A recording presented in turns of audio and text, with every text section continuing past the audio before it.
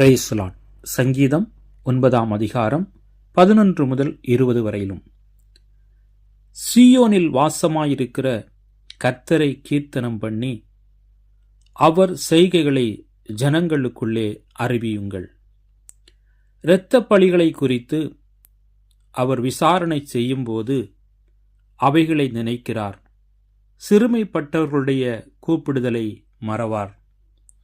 மரண வாசலில் இருந்து என்னை தூக்கி விடுகிற கர்த்தாவே, நான் உம்முடைய துதிகளையெல்லாம் சீயோன் குமாரத்தியின் வாசல்களில் விவரித்து உம்முடைய இரட்சிப்பினால் களிகூறும்படிக்கு தேவரீர் எனக்கு இறங்கி என்னை பகைக்கிறவர்களால் எனக்கு வரும் துன்பத்தை நோக்கி பாரும்.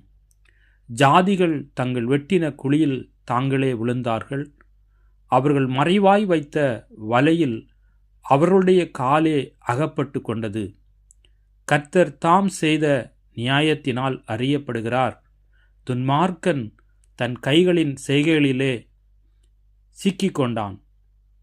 துன்மார்க்கரும் தேவனை மறக்கிற எல்லா ஜாதிகளும் நரகத்திலே தள்ளப்படுவார்கள். எளியவன் என்றைக்கும் மறக்கப்படுவதில்லை. சிறுமைப்பட்டவர்களுடைய நம்பிக்கை ஒருபோதும் கெட்டுப்போவதில்லை.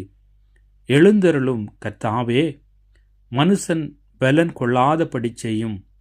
ஜாதிகள் உம்முடைய சமூகத்தில் நியாயம் தீர்க்கப்பட கடவார்கள்.